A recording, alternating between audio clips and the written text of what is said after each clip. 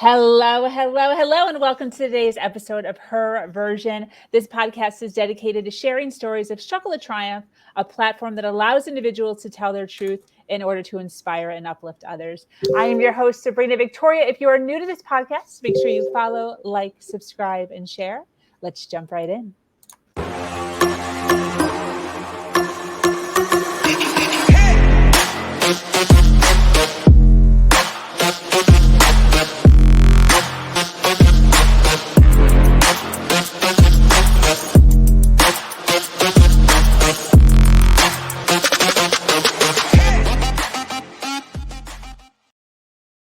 Hello, you beautiful humans. Thank you for joining us today for this episode of Her Version. The Her Version platform is built on storytelling and the understanding that many times our greatest learning experiences come from listening to other people's stories. Today, I am speaking with an amazing woman named Barbara Wainwright. Barbara knows the importance of baby steps. She has had her run-in with toxic relationships, marriages that were broken before they even started, and being a single mom. She is here to talk about the importance of educating yourself on how you work in order to be successful in your life. We are here discussing codependency, trusting our intuition, and what it means to feel empowered. Welcome, Barbara. Thank you so much, Sabrina. It's really an honor to be here. I'm so impressed and I'll say honored to be here, like I said, but I'm impressed with your show and what you're doing. And it's a true gift. And I'll just say my prayer for our session today is that somebody gets some value, someone hears something that they needed to hear that can really change their life and have them head out in a direction that is empowering for them. Absolutely, absolutely. And thank you for saying that. I don't know if I told you, but the original platform the foundation was built on narcissistic abuse, codependency, and empathy, because that's my backstory. Yes. And as I started to dive into females and this struggle, I started to realize that there's so many other avenues where we as females are struggling, and it's kind of opened up. So I so appreciate when I get females like you who are actually like fighting for, educating for what my platform originally was based on. So I so appreciate you being here and bringing us back to our original roots. Thank you. And reminding us where we came from and you know, why this platform was originally started. So the first thing that I do want to ask you, if you don't mind, you know, the main topic that we're talking about today is codependency. And for those, including myself, up until just a few years ago, didn't know what codependency even was. Right. So my first question is just, what is it? What is codependency for those of us that don't know? That's a great question. And I did a little research on the internet to pull up some real specifics so we can make it really clear and pointed. Okay. So one of the things about codependency is that as I involve myself with you in a relationship, my social circle diminishes. In other words, as I get involved with you as a codependent, everything else falls away. You become the focus of everything in my life. Okay. Absolutely. So another thing is a deep-seated need for approval from somebody else. So making sure that you're doing everything to get this person's approval. Right. So you morph into somebody who you're not even like, so that you can be getting their approval and their accolades from them. Exactly. Yeah. Your self-worth depends on what others think about you. Same kind of thing. A habit of taking on more than you can realistically handle to earn the praise, right? Yes. Or lighten somebody else's burden. It's like, oh, let me do that I can get that for you. Okay, I got that. Yeah. And the next thing you know, you're so involved with helping that other person out that you are overwhelmed, and all of a sudden, all your needs are on the back burner, right? You don't have the time to really take care of yourself. In fact, the words self-care are almost like, what is that? Yep.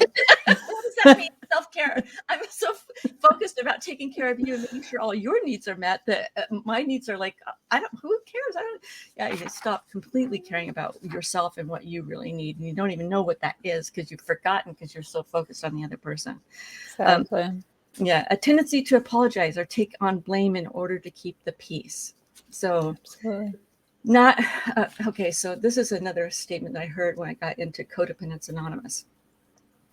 Your fear, or my fear of your anger, stops me from speaking my truth. Exactly. So I don't want you to be angry with me at all, ever, for anything.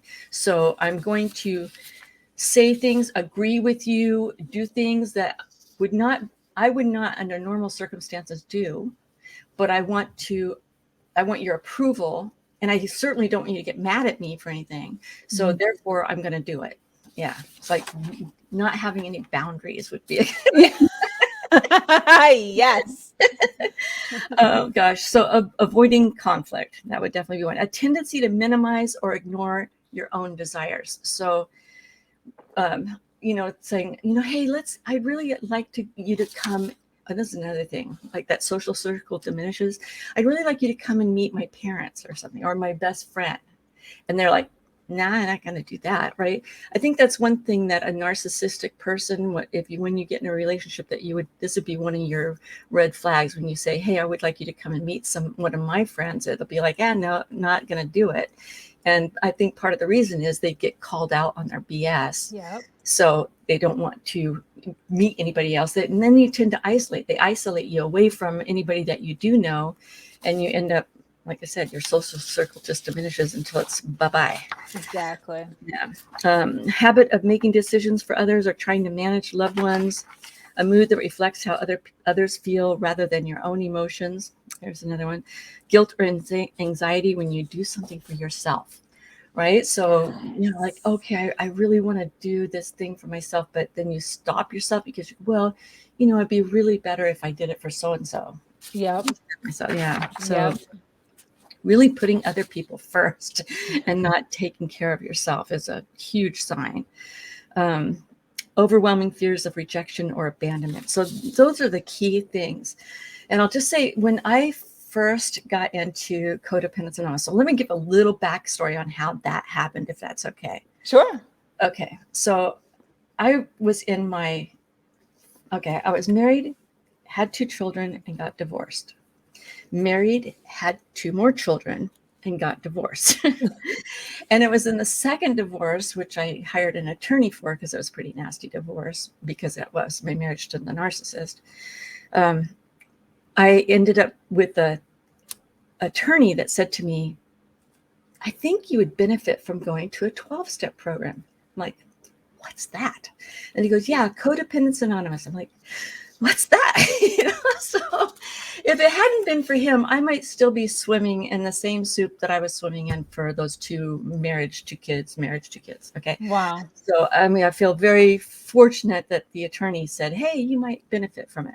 Absolutely. So when I got to Codependence Anonymous, I'm sitting in the chair, everything's all new, and you're like, okay. And they pass around these pamphlets for people to read, and they read things at the beginning. They read the promises and the traditions, and then they read the characteristics of a codependent.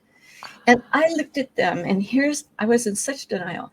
I looked at the 30 different listing things that, one of them was your social circle diminishes, my fear of your anger, talks about the way that I behave, and, fear of abandonment, all that stuff. I went, nah. Oh, there's maybe one thing, I might dress according to how you think it looks good. Yeah. Yeah. Well, by the time I'd sat in that chair for 6 months, I realized that I could say yes to every one of the 30 items. I was just in such denial that this was an issue for me, until I sat there long enough, listened to enough stories, and went, okay, all right, I'm starting to get. You're right. I am really codependent. I got to figure this thing out. Wow.